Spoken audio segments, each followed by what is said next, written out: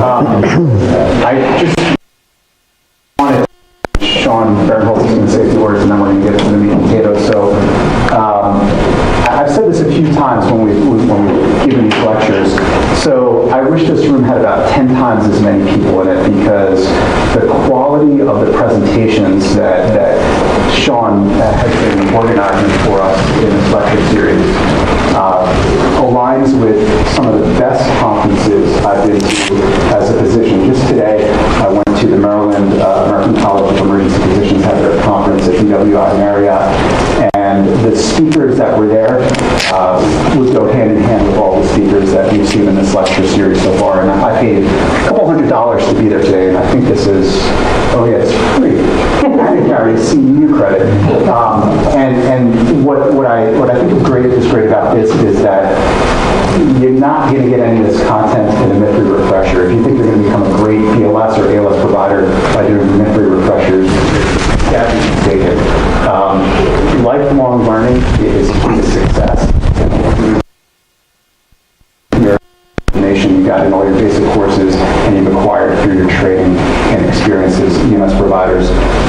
One of the things that I always talk about when we have, I just want to remind people of the resources. The person that organizes tonight, Sean Barinholtz, Dr. Barinholtz, Anesthesia Critical Care from Hopkins, who's bringing us other great speakers from Hopkins. Jeff Sable, Anesthesia, Cardiac Anesthesia, now in charge of anesthesia at Sinai, and actually opening up some great training for airway training for our EMS providers.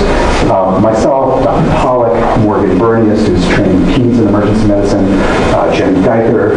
So there are 6 physicians that are in and around this department that are engaged in this department on a day-to-day basis. All know that we are a resource for you. I think Sean has said this many times, and I'll say it again. He's bringing content to you that I think is highly valuable.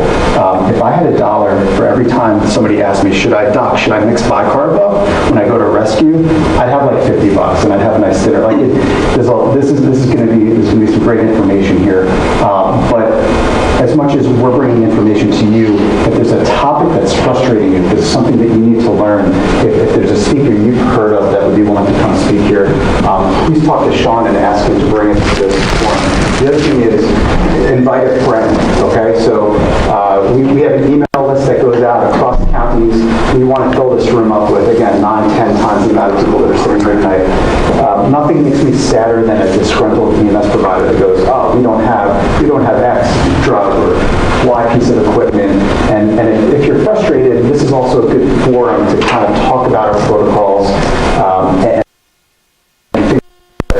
This is really a good sounding board for exchange of ideas, and I've taken a lot of things that I've learned in these lectures, and not only have I changed my practice as an EMS physician, but I've brought some of the ideas and things that I've heard here from the lecturers back to protocol meetings and other meetings at MIEMSS. Perfect example, a few weeks ago, we had somebody come in and talk about pelvic trauma, and I am a paramedic by training, and I would routinely go up to people and go like this and squeeze on their pelvis. Probably not going to do that anymore because I went to a great lecture on pelvic trauma, and I realized that's probably a bad idea, and I should probably just put a binder on them and take them to the hospital and let an experienced set of hands do that. A lot of great learning here. Please feel free to reach out to any of us, any of the 6 physicians, regarding any questions you have after these lectures, or if there's any other content that you want brought to these lectures. And again, I want to say a huge thank you to Sean for organizing this. I think this is truly what makes EMS great, is when you have a group of providers that wants to go above and beyond the protocols on the page and really understand what they're doing and how to do it better. So I just want to thank all of you. I'm preaching to the choir, but thank you all for coming tonight. And with that, I'll turn it over to Sean. Great. Thanks, Dave. Super appreciate your support for the entire EMS community. There is a sign-in sheet, and you just put your name and your MIEMSS number, right? Name and MIEMSS number if you want CEUs. There are 2 trauma, I think, will register that. Trauma CEUs. Yeah, great. And then the other thing I just wanted to add is an opportunity, when we bring in these speakers, they're mostly, because I work in the in-hospital setting, most of these folks are from the in-hospital setting, right? So now, since you're going to now know Dr. Kent, if you drop a trauma off at Hopkins or however you guys, those patients end up down there, and if you need follow-up with those patients. Right now, you can just reach out to him directly, right? So all these speakers that we're bringing are from a variety of hospital systems. Please take advantage of their contacts also, right? Because they're here to support you guys. So I think that's another great connection.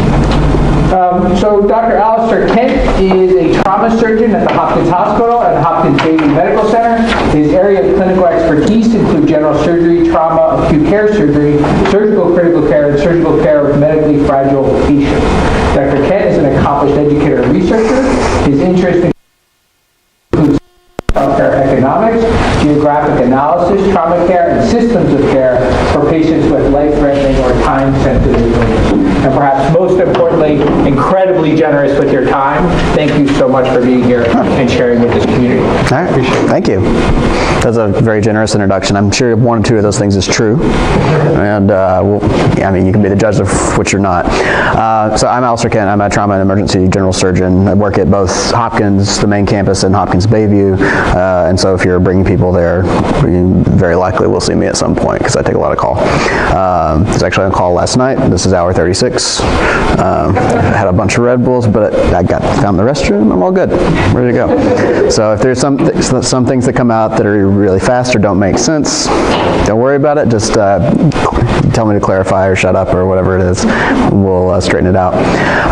That's it. So today, Sean's asked me to talk about crush injuries and compartment syndrome and a couple other things related to that. So we'll go into like why we think those are significant, what they are, high-risk situations, focus a little bit about the scenarios where they're likely to occur, what you can do in the pre-hospital setting, what we do in the hospital setting so you kind of know where we're going, and then there's some pictures of how we treat them surgically and things like that. So again, you kind of have a sense of the trajectory of some of these injuries. Who here has had no medical training whatsoever? All right, awesome. And has anyone had any like nursing training or RT or something like that, sort of in-hospital type training?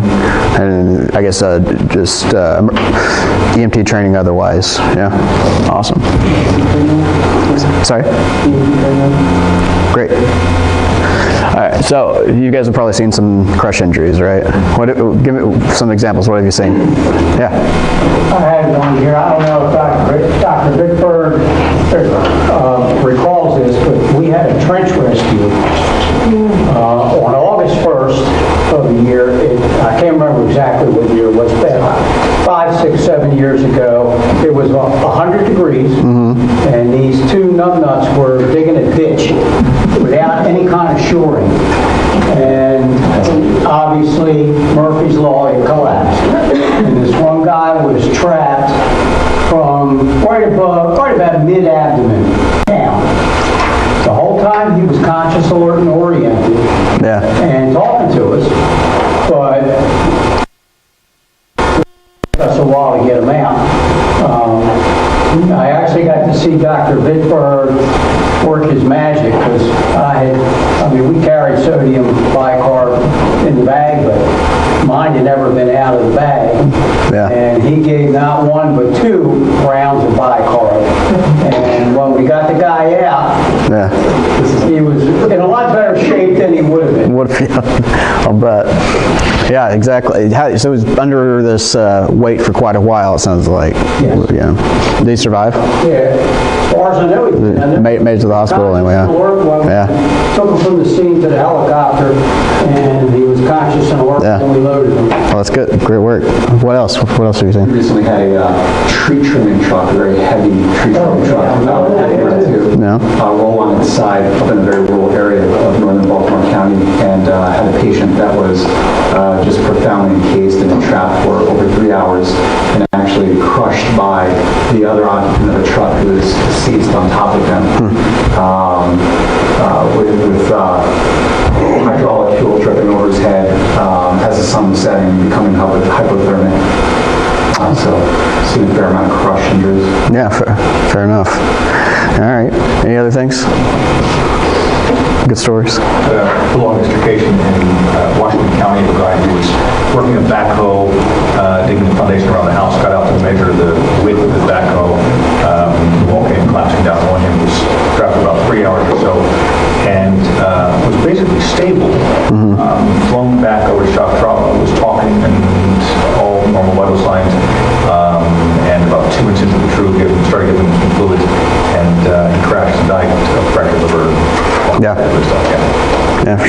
Anyone ever seen the guy working under his car, Jack falls over, sort of thing? Or what about someone got a little bit too much heroin, laid on the ground for a while, you turn them over and they're completely sort of necrotic on the one side.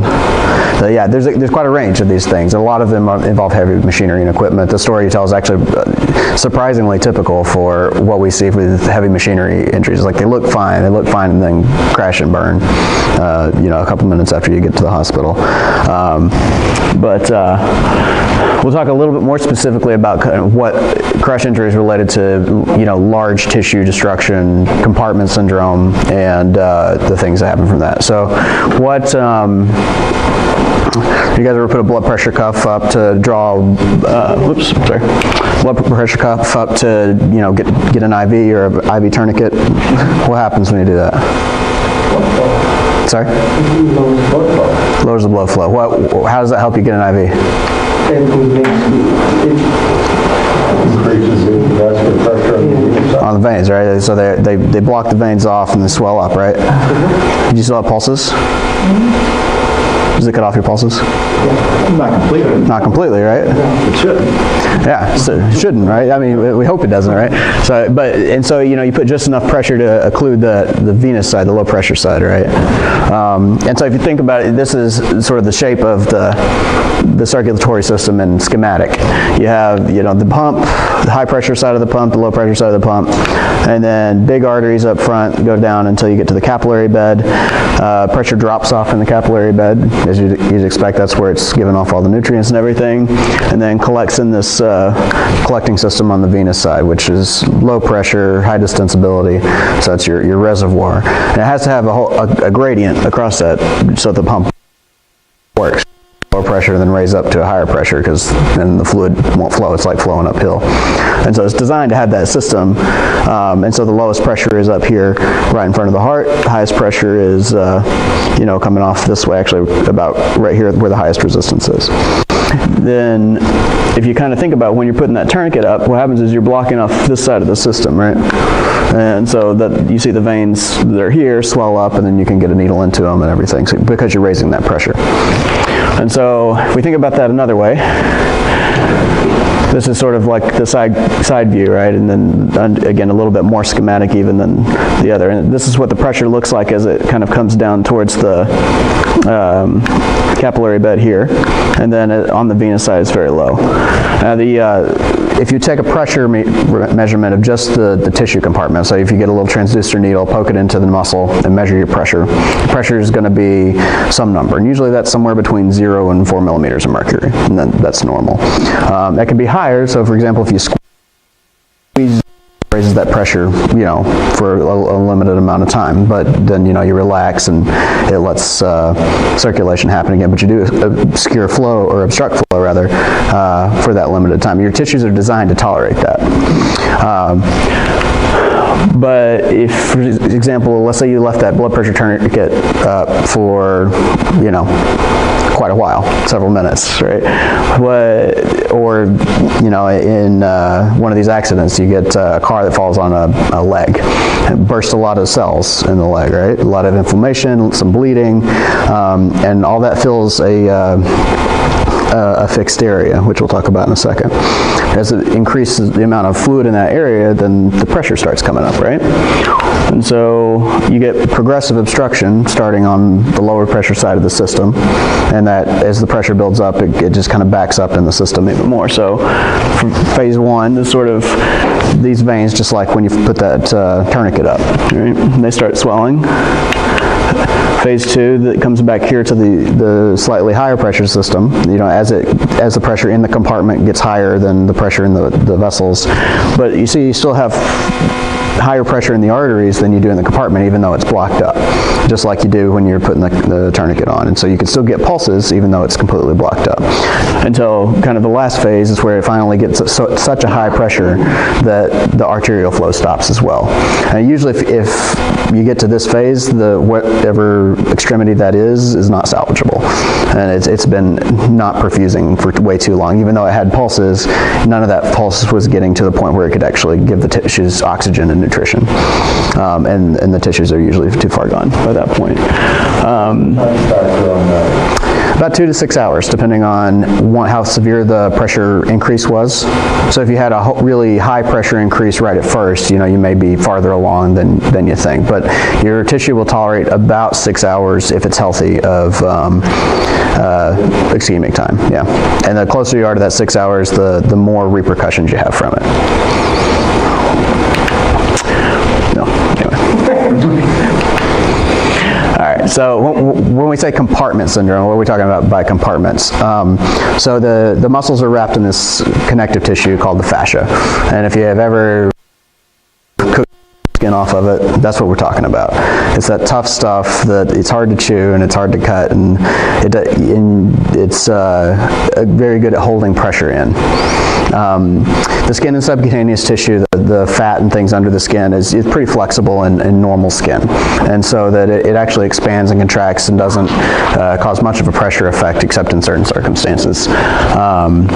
And it's really these fascial compartments that what we're talking about. And so if you look in this, for example, is the lower leg here. Tibia, fibula here, front side of the leg, back side. There's 4 compartments in the leg where they invest the muscles.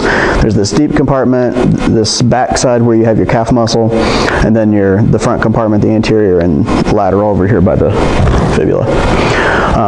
Any one of those compartments can swell independent of the others, depending on what's going on. So even though the compartment, if you're pushing on the calf muscle to see if it's tense or not, it can feel soft, but these compartments underneath might be, overpressured and not perfusing. And it's a trap that a lot of people get into, is the feeling of the leg and saying, oh, it's fine.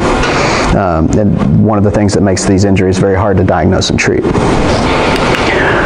So this is sort of what happens as these pressures go up, just so with some numbers. Once it gets to this 30 millimeters mark, that's so enough pressure to reverse the capillary flow, or inhibit capillary flow, and cause more permanent damage. Lower amounts of pressure for shorter amounts of time are tolerated better, as you might expect. So injury that happens, a crush is common because it's a large amount of tissue that's disrupted. That large amount of tissue disruption causes a lot of inflammation, and that inflammation causes swelling, and the broken cells leak out their contents, broken blood vessels leak out blood, and again, all that pressure builds up over time. And as it builds up, it's constrained in these compartments. You have increased pressures, decreased, and then local hypoxia or lack of nutrition, damage to the cells because of that, and then swelling. And you can see that each of these things sort of feeds on each other and becomes this very vicious cycle that once you're kind of started in that process, unless something's done to relieve it, it's not a self-correcting process. It actually gets worse and worse and worse. And so, again, mechanisms are you have some injury in a compartment of limited space. There's outflow obstruction, and then fluid backs up, and it kind of worsens itself. And so what kind of causes? We've talked about a couple of big heavy equipment falling on you is one. What else? There's some suggestions up here. Broken bones. Infection can do it. Not me. Like, how do you mean? Yeah, so if it slips out, you're especially with a pressure bag, infusing high pressure stuff, or sometimes if you're using a rapid infuser, that can do it. What do you think they're talking about here? Statin. Or like, let's say a high pressure vessel gets opened up, femoral artery, for example, bleeds into the compartment. That pressure in that artery is higher than the rest of the compartment, right?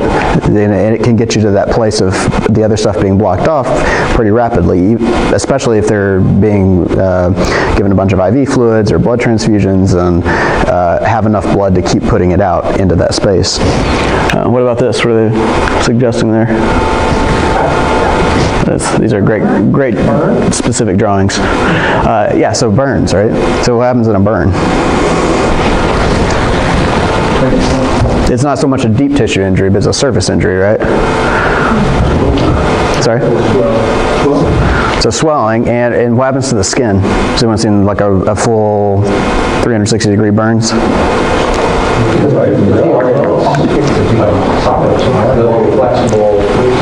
Say it again. Well, it's no longer flexible. It's no longer...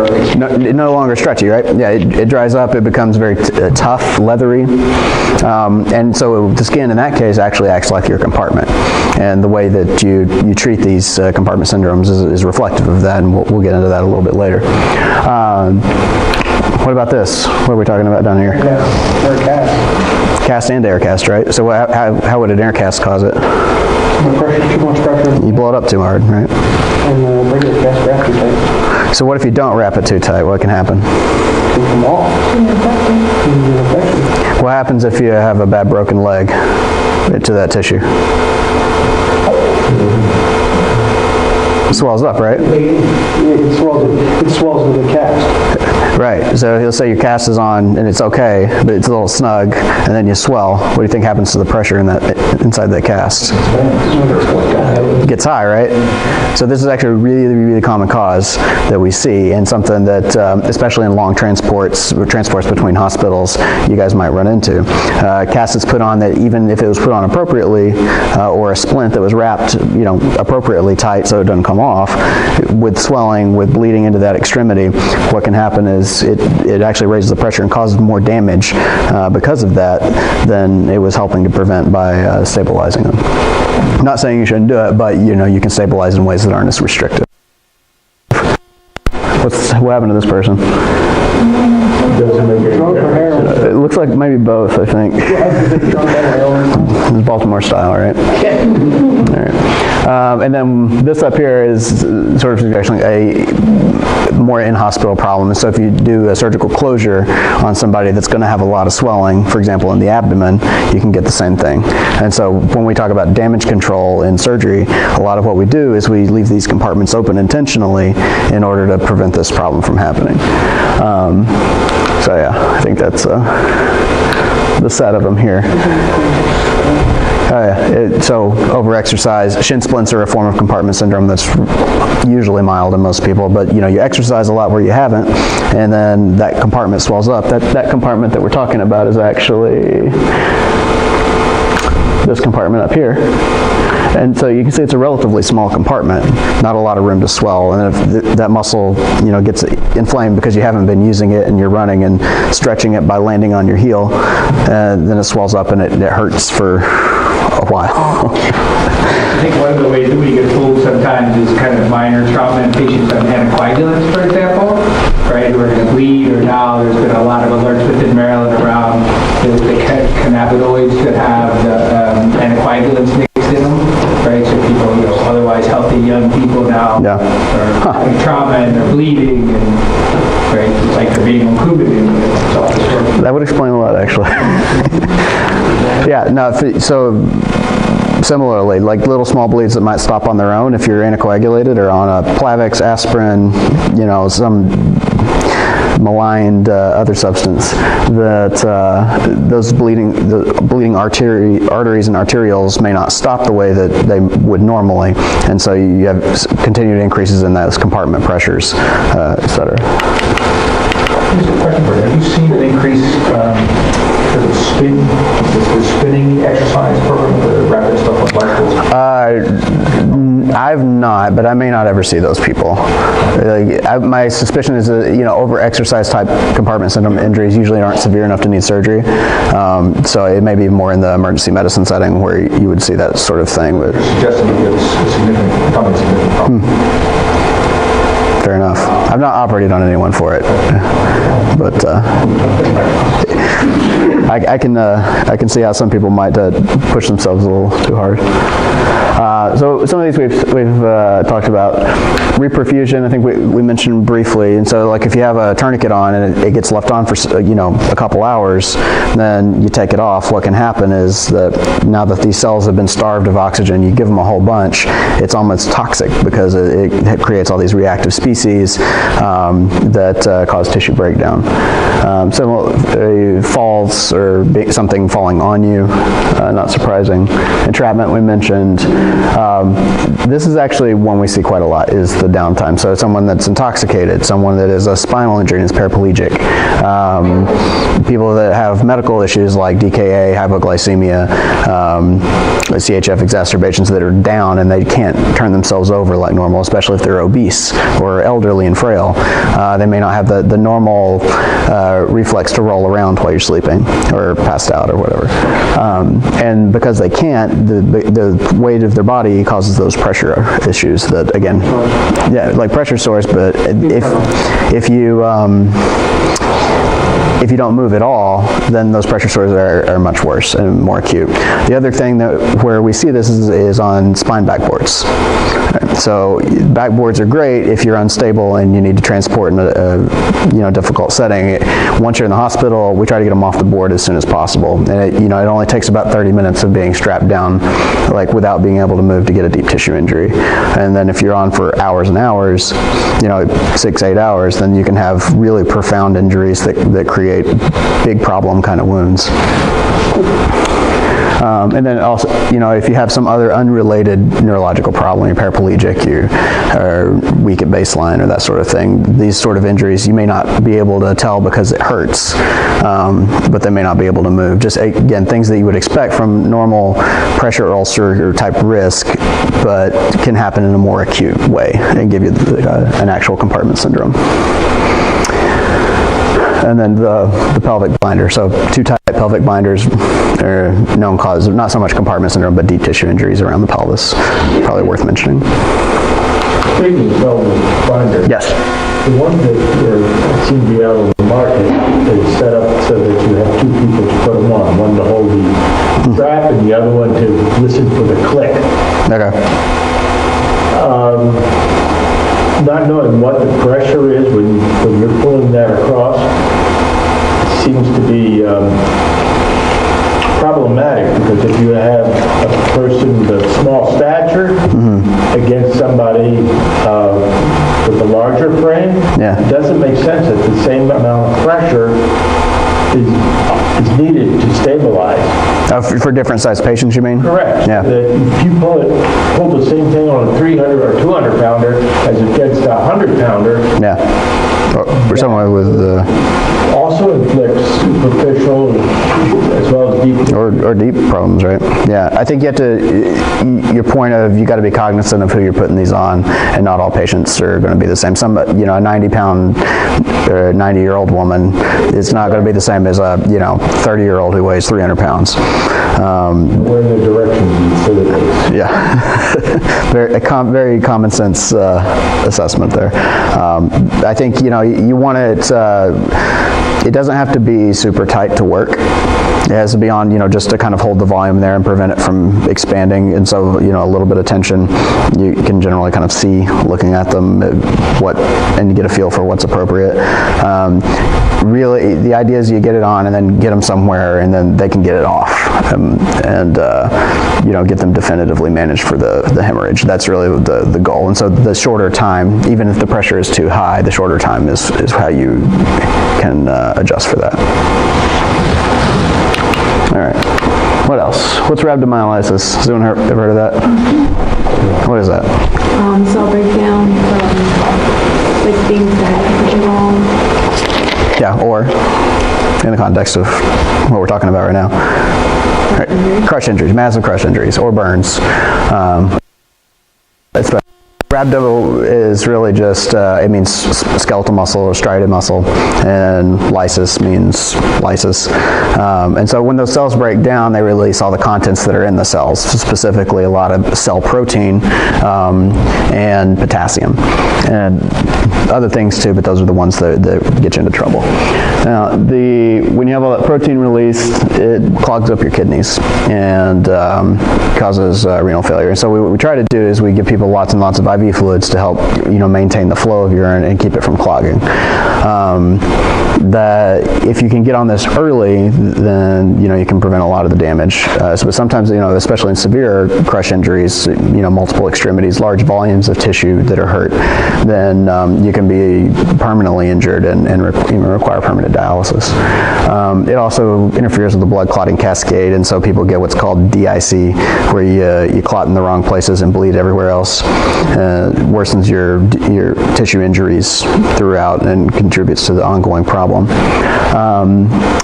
High potassium from this and outside of the hospital setting can be lethal. As with the lethal injecting potassium chloride, same thing if you have a whole lot of cells die.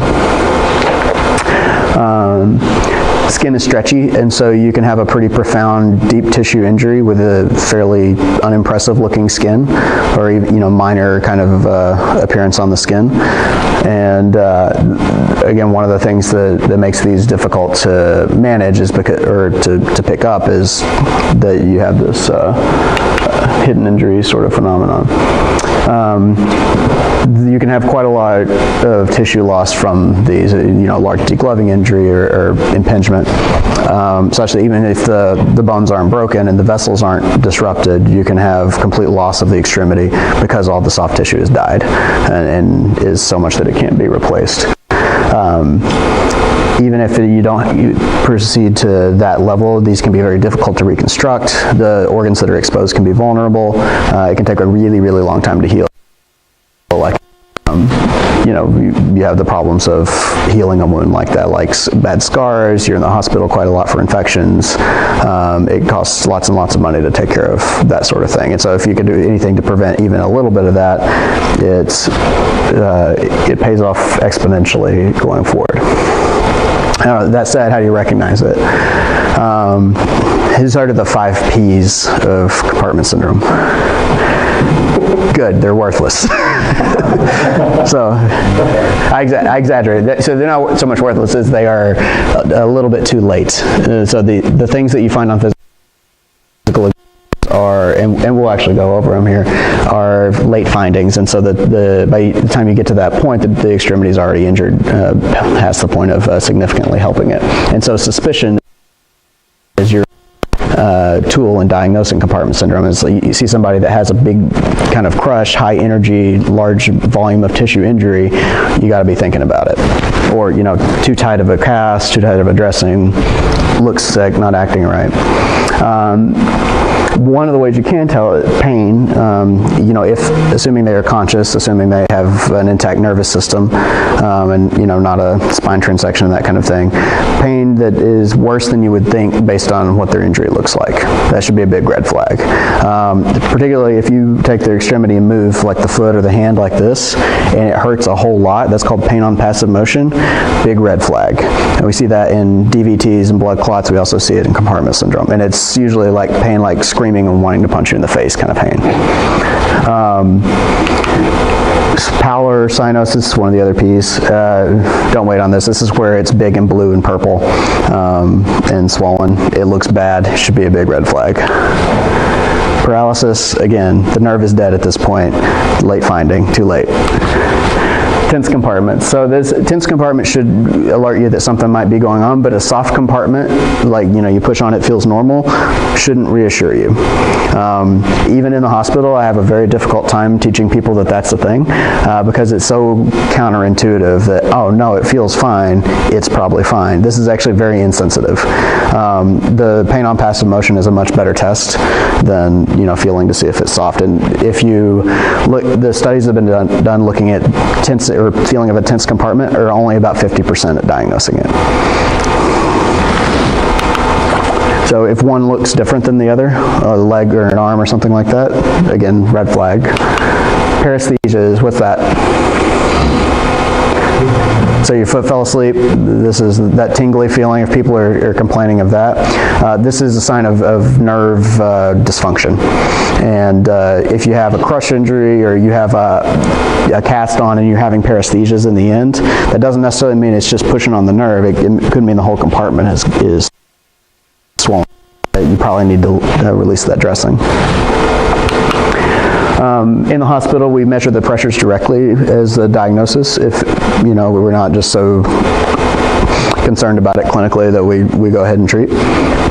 30 to 40 millimeters is one set of criteria. There's another set of criteria that looks at the difference between the compartment pressure and the venous pressure, and over a certain amount is what we call it. It's ultimately a clinical diagnosis, and even with compartment pressure measurement, it can be sometimes difficult to pick up all the cases. And so most of the time, if we're suspicious about it, then we'll go ahead and surgically treat because of the severity of not detecting it.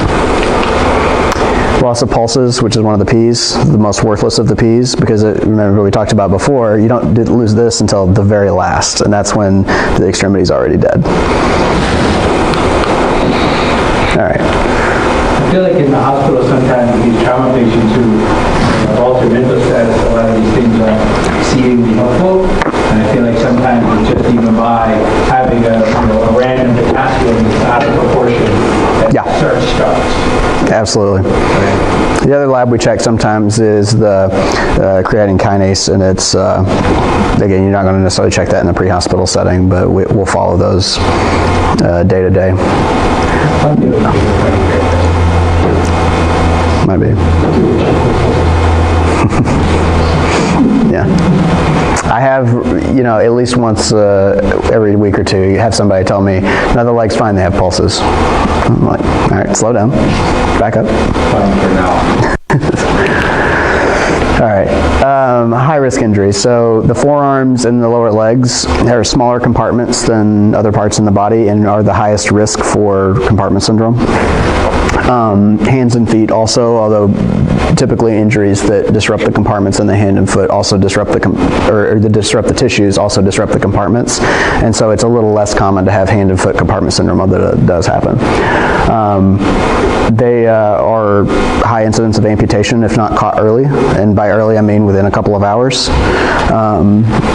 and so you have to act pretty aggressively when that's the case.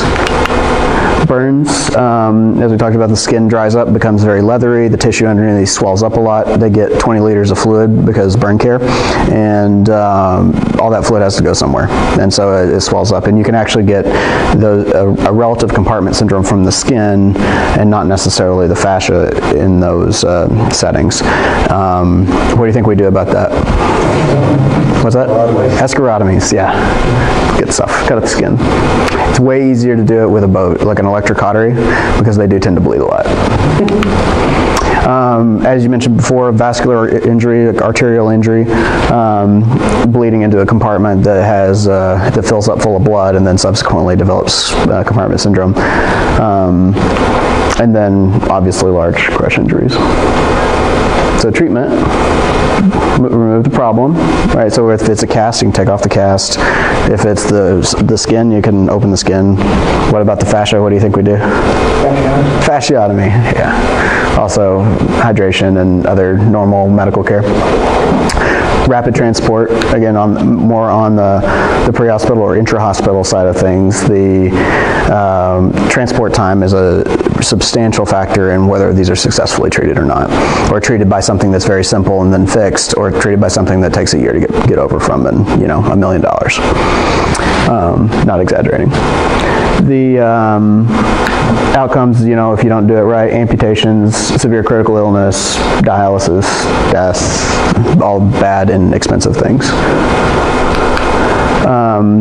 So what you can do before the hospital, hydrate people, you can elevate an extremity, you can cut open a tight dressing, get them out of the vehicle faster. These normal skill stuff that you guys do, every day or, frequently. and just the more efficiently and quickly that works. Remember, minutes count here, and it really makes a difference. And we can see that when we, if we're doing a fasciotomy, and I'll show you a comparison between an early and a late one here in a few minutes, and so you can get a visualization of the difference that it makes. In the hospital, like you said, escharotomy, fasciotomies, stuff we do in the ICU, dialysis, and then surgeries for different reasons, either restoring blood flow or fixing bones or stopping bleeding or those sort of things. Is there a role for hyperbaric and stuff, or is that? Usually it's a flow problem, and so even with enhanced perfusion out of the vessels, it doesn't help as much. So I'm not sure that there is. I could be wrong about that. I did formal hyperbarics a few years ago, but I've not heard since then. So releasing the fascia or fasciotomies opens the compartment, and so in the lower leg, this is remember, anterior, posterior, and then you have to open all 4 compartments to ensure yourself that you've relieved the problem. If you only get 2 or 3 of them, that 4th one can still die. It can still give you major issues. Different ways. One is, this is the 2-incision fasciotomy. This is what I do. And so you go in and you find this little septum between the muscles here, and then you cut on either side of it. Same thing over here, on the back side of the tibia there, and then you can get into the posterior and the supravitral compartment. On the upper leg, this is actually a lot more rare.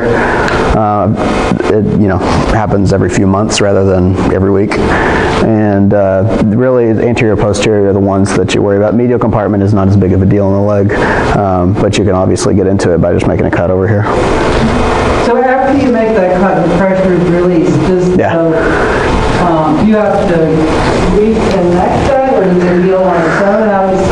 So there's 2 ways it goes. So one, if they don't really have that bad of compartment syndrome, or they recover from it, the swelling goes down over a period of a week or so, sometimes maybe 2, and then we can actually pull those compartments back together and sew them together. So you would sew it back? Yeah. It wouldn't just heal on its own? Well, actually, that's the other thing. So if it doesn't go down and you can't safely pull them back together without giving them compartment syndrome again by closing the compartment too tight, then what you do is you just let it scar in, and then sometimes we'll even put a skin graft over it. I'll show you that too in a second. In order to clear the compartment, would you put a suction on it? So sometimes we will put like a vac dressing on it. It doesn't actually decrease the compartment pressures that much because all that tissue is in the interstitial space, and it doesn't come out just by putting a suction. So the vac is nice because it does control all that drainage, but it'll drain like that regardless of if you have a vac on it or not. Like if you just put a gauze, it still seeps fluid. It's easier to manage for sure. They're pretty safe incisions, and they're kind of hard to mess up. So even if you don't have compartment syndrome and you get them, it's really not a big deal. We sometimes in the hospital even treat them kind of like they are, and it's like, oh no, I don't want to cut this guy's legs if he doesn't have it, which in reality, it's you have an incision and then you get it closed like 2 days later because you didn't have compartment syndrome is inconvenient, but is very, very low risk for any sort of long-standing problem. So if there's an option, then we would tend to just do it. This is the arm here. Oops, I keep hitting that button. So this is the arm, or the forearm rather, here. And so there's an anterior and posterior compartment, and then what was called the lateral or the mobile wad, which is just your brachioradialis that you can feel on the top here. Every once in a while we'll do one of these, maybe every month or 2. This is sort of the incision. So you have, for the 2-step, like we were looking at before, that's the fibula. There's the medial side here, and you can feel that septum in a skinny person. Cut open their leg and you pull the fat out of the way, then you can feel it. Sounds, it's just that straightforward. And then you find the fascia, and then you kind of open up. I use scissors like this. Some people use a different instrument. But it's really just that top layer of muscle. It doesn't bleed very much at all. And it pops, and then you'll see the muscle bulges out, and you're like, oh, well, obviously that was the problem. That's what it looks like in real life. And so this, you can actually see, these are Google public domain images for the record. This is the intramuscular septum here. So you see that edge that's cut? there's an edge going up this way and an edge coming down this way. And so these are the compartments here. So this is your posterior compartment, and let's see which side of the leg is that. I think that's the fibula. Actually, maybe your deep compartment. I can't quite see from the angle. Do you close the fascia or you just close the skin? You can do it either way. A lot of times I'll just close the skin. The fascia in that direction doesn't provide a lot of... So it's not like we're doing herniation later? Correct. Yeah. In the abdomen, it's a little bit of a different story. So you want to close the fascia because you have you get like bowel stuck in it. In a muscle, the muscle is pretty structurally solid, and so it doesn't have that issue as much. Good question. You can see this one over here, this one compared to this one. What do you think about that muscle? It doesn't have the blood flow that Looks blue and gray and not very healthy, right? So this is what happens if it's later. The compartment looks like it's not going to survive. A lot of times, if we find this, we'll leave it, we'll dress it, because over time, some of that muscle might come back over the next few days. This looks pretty bad at this standpoint, so that one might not, but compared to this one actually looks pretty good, right? It's healthy, it's red, it's got good blood flow. That's what you want to see. The other thing that you want is you want to make sure you get this divided all the way up to the knee. Even if the skin incision doesn't go up that high, you made tunnel underneath and get that compartment open all the way, because if you only open it part of the way, you can still have those pressures locally in the top part of the compartment. This is medial. This guy actually had a complete crush with a degloving injury on his foot. You can see this amount of bleeding is normal for a bad crush injury. And so we would just pack that with gauze, wrap it up, leave it alone. And then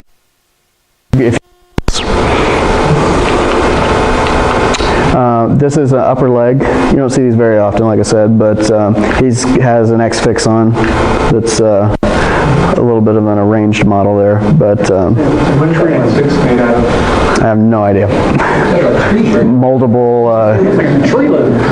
some moldable composite something. I've seen these before, but I don't know what they are. But you can see how much. I mean, in your upper leg, that's quite a lot of muscle swelling. There you can see. To keep it from retracting too much, but that's sort of a variable practice. For the arm, so this is how you make the incision on the bottom or the volar part of the arm here. There's a dorsal incision too. That's just a straight line, and then this is what it looks like when it's open. You see the muscles kind of open. You can see the fascial edge here and there. And then this is a guy that has bad burns that they opened up. So this is what it looks like if you put a vac on it and leave it for a while. And this is probably about a week or maybe 2 weeks out. You can see how this granulation tissue, this beefy stuff, is filled in the wound and it's more level with the surface. And then this is actually almost ready to get a skin graft put on it. And so this nice red vascular tissue, you can peel a piece of skin off the leg and slap it on top of that, and it will heal and attach itself. But that's what we do if we can't get them closed. Turns out it looks kind of gross, but it's not a big deal. People can have full function like that. This is a skin graft, and it's right.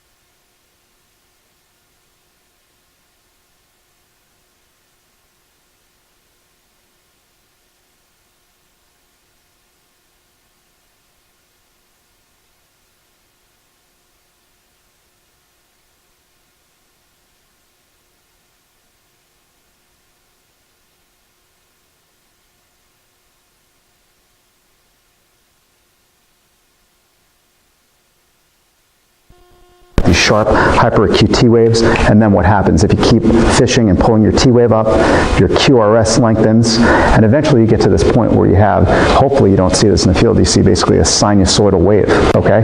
So we want to get a monitor on these patients, but for all of us that have been doing this long enough, you're not going to tell a bunch of confined space people working in a hole, getting somebody out, hey, let me get the LP15 and at least forget that, okay?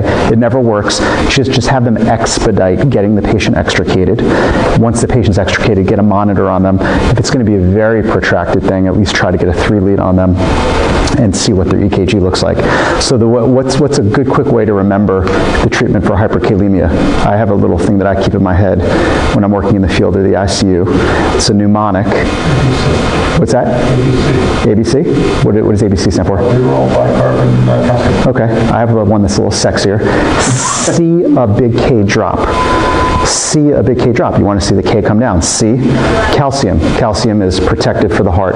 So our protocols allow us to give calcium chloride or calcium gluconate. A, what is A? Albuterol. It's very easy in these situations, especially prolonged rescues, usually, to get an oxygen mask on. Just squeeze a whole bunch of albuterol in there and let it mist over their face. You have the non-rebreather oxygenating them, and you have albuterol misting. What does albuterol do? Okay, but what does it do in the case of crush? What are we trying to do? It's a temporizing measure. It pushes your potassium into the intracellular space. Okay, so C big, what is the B? Bicarb. Again, we're not giving bicarb to somebody that's pinned for 15, 20 minutes and we're getting them out and we're getting them to the trauma center. Once we push the hour marker, we should probably be thinking about it. But bicarb, what does bicarb do? Same exact thing albuterol does. It pushes potassium into the intracellular space. It's a temporizing measure. What is the I that we don't use in the field? The I and the G? Insulin and glucose. So insulin, same thing, pushes potassium into the cell. Glucose we usually give just to avoid the hypoglycemia associated with insulin. Does anybody happen to know what the K in that mnemonic is? We use it in the hospital. K-exolate. It's a resin that you can put down in an NG or an OG tube, or you can put up somebody's butt, and it basically binds potassium in the gut, and then you poop it out, and nurses love you. And then what is the D was actually referenced in this talk. A lot of these patients need the D. What is it? See a big K drop. What is the ultimate treatment, and potentially life-saving treatment for hyperkalemia? Even your medical patient with end-stage renal disease, one of the big problems they can have is hyperkalemia. So again, just caveats for our state protocols. Just remember, see a big K drop, we can give calcium. We can mist albuterol over their face. We can give bicarb. We can put 2 amps of bicarb in D5 water or LR and drip it in if we're going to be at a prolonged rescue. The rest of the stuff is reserved for the hospital. But again, the key thing is we don't need to give bicarb to somebody that has a short or relatively short extrication time. Bicarb is really just a consideration when you're talking about a very, very prolonged, usually very technical rescue. There's actually potentially much more harm in giving people bolus bicarb than benefit in those short interactions that we have with patients in the field. You guys know there's no Or Narcan for that reason. He says, oh, I have no idea what else to do, so let's get bicarb, right? That's not what we should be doing. Says the intensivist.